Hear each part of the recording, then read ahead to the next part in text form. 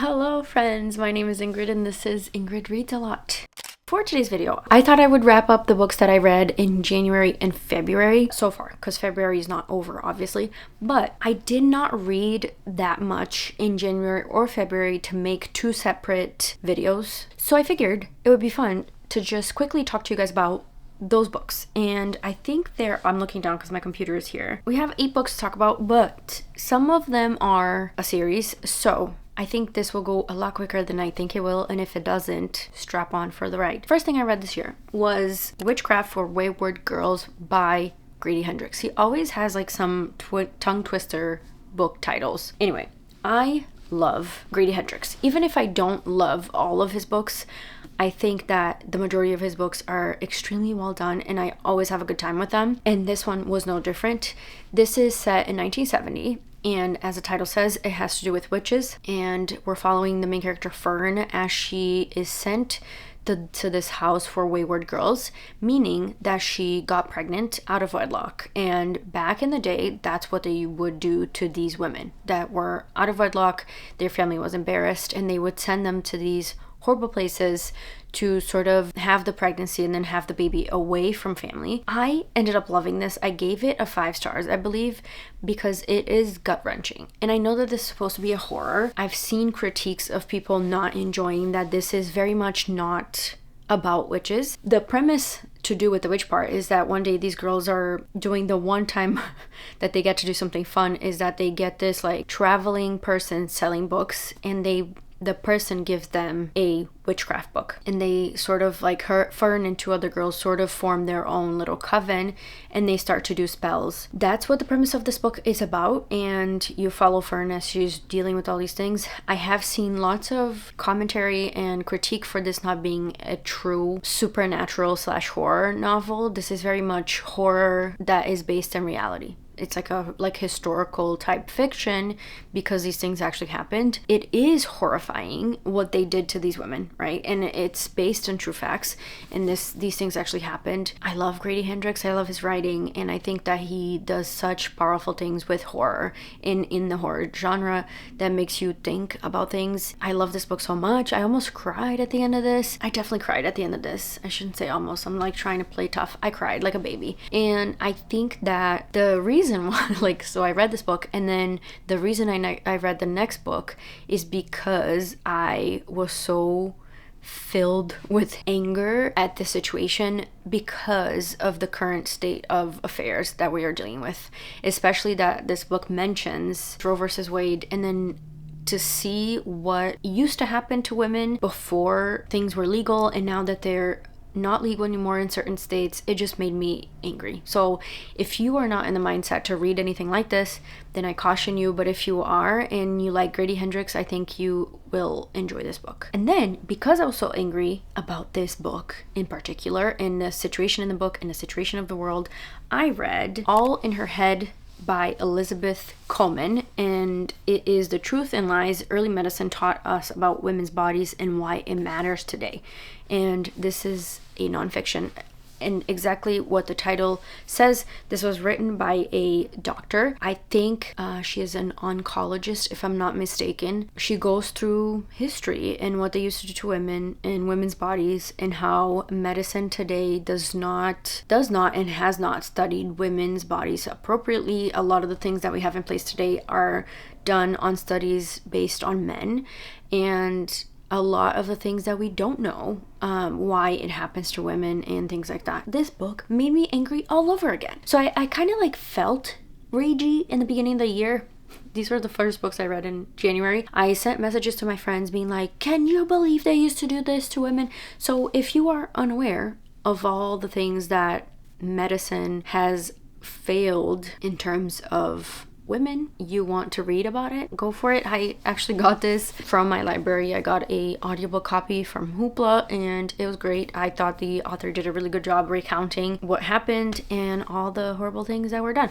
And hopefully, because of books like these, and because we know that there's such a lack of knowledge in medicine, things will improve that is my hope. Yeah, that is my hope for this world. But another side tangent. I'm a nurse, if you didn't know. I work in the operating room, and this made me extra angry because not only am I a woman, but I also work in this field. Anger is, I guess, the only word that I can use to describe how I felt at the beginning of this year. All right, and then because I was feeling so angry, I needed a palette cleanser, and I got One Dark Window by Rachel Gillick. Is it Gillick or Gillig? On Kindle Unlimited. I got a copy and I read it, and let me tell you, I ate this up. Also, I forgot to tell you, I gave All in Her Head 5 stars. Both that and The Grady Hendrix, if I didn't say that before. One Dark Window is a romantasy. I still feel weird saying romantasy, but it is book 1 in the Shepherd King duology. We have our main character, Elsbeth. Her entire life, she's trying to be good, and she has had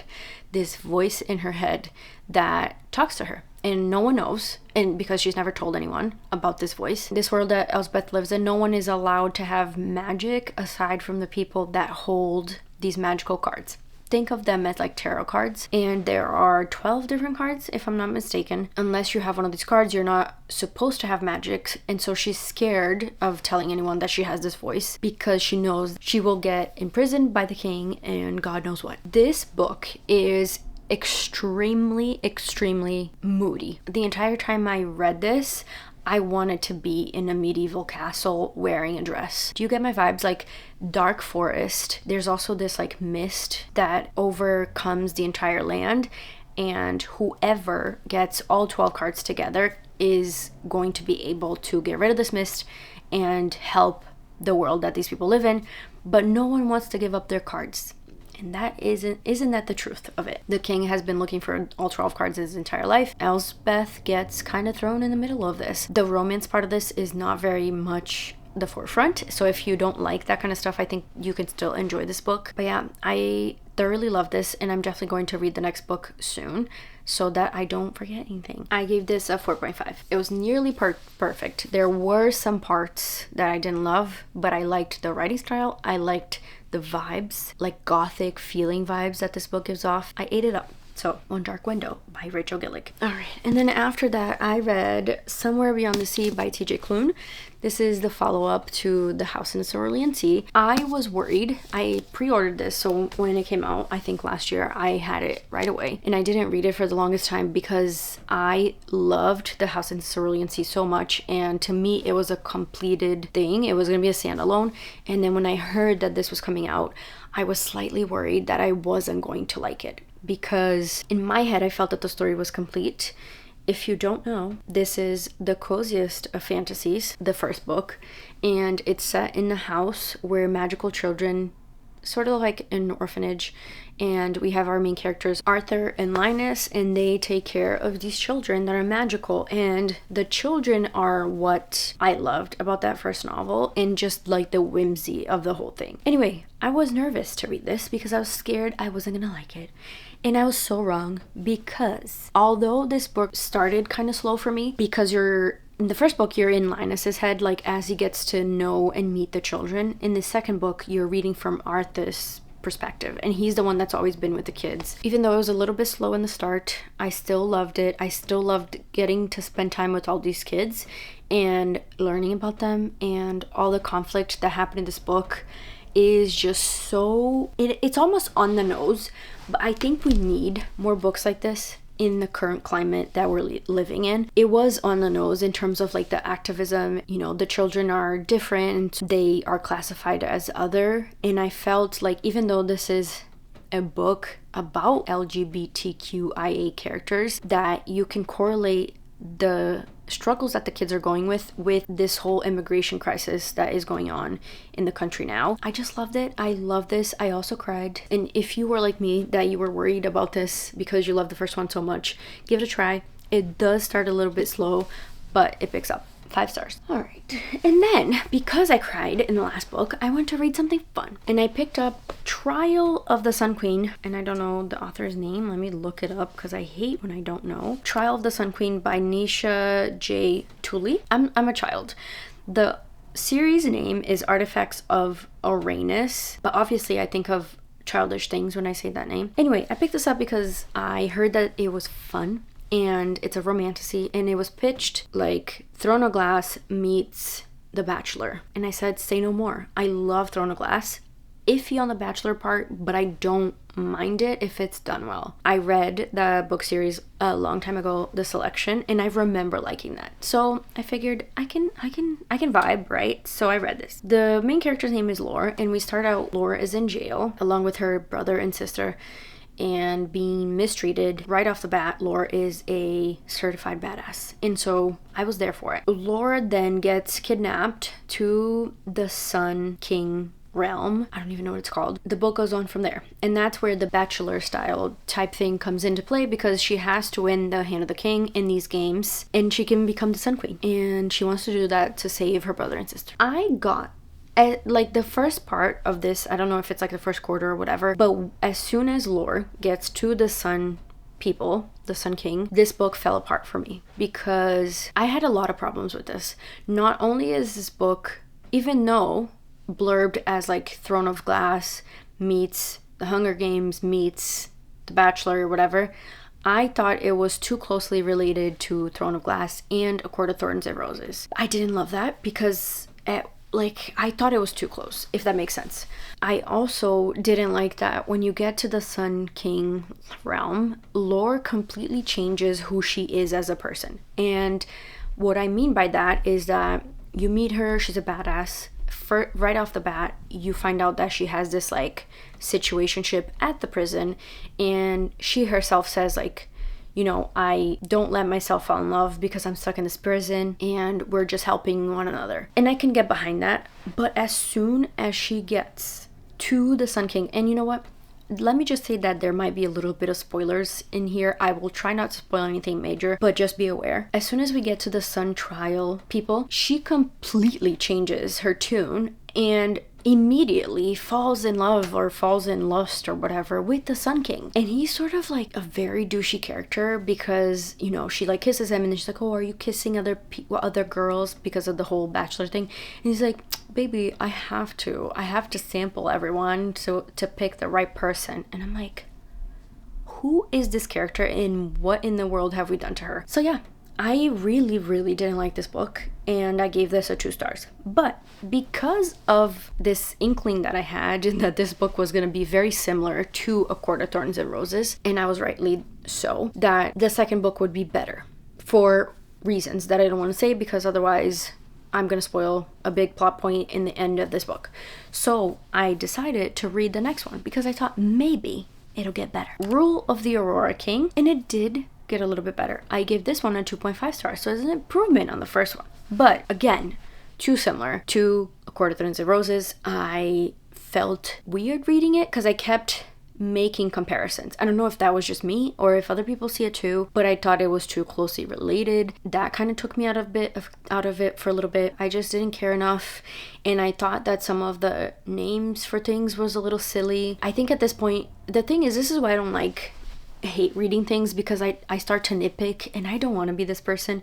But like once I start picking on names for like fantasy things, I know that I'm not enjoying it.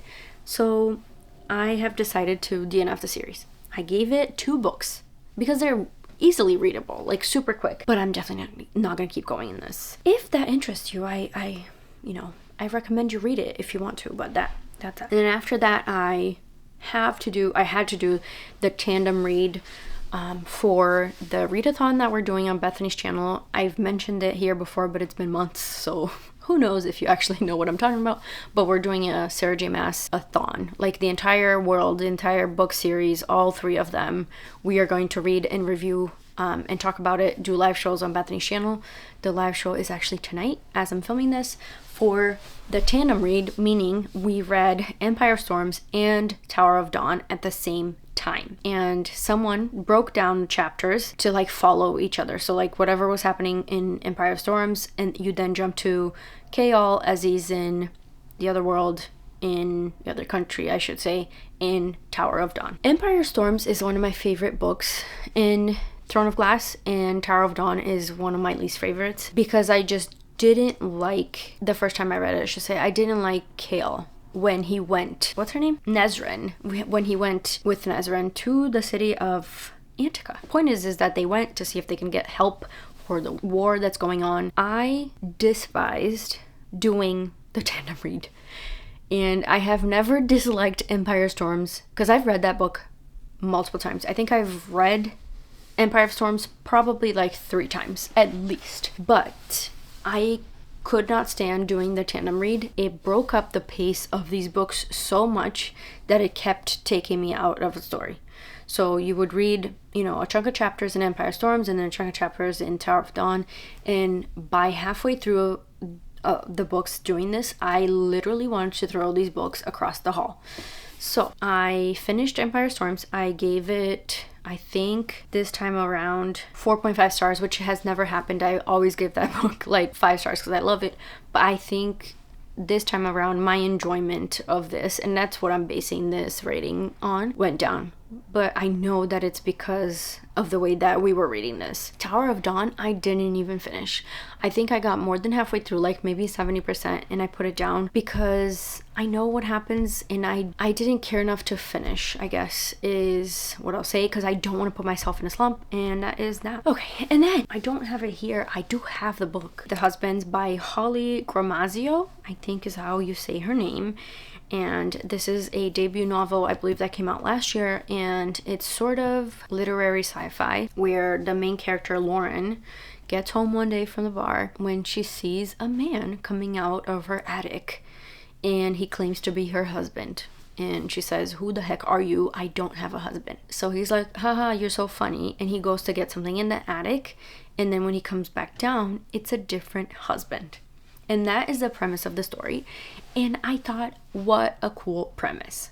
And lots of people that I love watching on YouTube were sort of raving about this. And so I figured I would pick it up. I despised this book. I gave it a 2 stars. I finished it. I think there were parts of this book that were funny. And I think that it hit the mark in that point because it's supposed to be sort of like funny and what would you do if this was your life. But I felt that this book was so repetitive in the sense that this character kept changing husbands and nothing happened. Like, even though I feel like this book was meant for you to like think about the current climate of like dating and the fact that you can literally just swipe forever and, you know, you put what you want out of someone and it like pops up a person. It didn't do it for me. I literally could not stand the fact that this character kept like changing husbands, and this book didn't really have much to say about that. Like, we were just in it for the ride. And I think that if you just like quirky, weird books, it might work for you. I have found that I think I'm not a magical realism type person, and I think that part of it was that, even though I said like sci-fi, literary sci-fi, because it's like, but it doesn't explain why this happens or like why her, and I wanted some answers, you know. So I gave this one a 2 stars. I did not enjoy it. I thought the main character was a little annoying. I did not enjoy it, which is a bummer because I feel like I wanted to like this and I actually got the book. Alas, I'm gonna have to. That's another one that I should unhaul. I should have thought of that. Anyway, those are all the books that I have read recently. If you have read any of those and you enjoyed them, let me know. If you haven't, if you are planning to pick any of them up. But yeah, I hope you guys enjoyed this video. I will talk to you guys on the next one. Goodbye. What was this?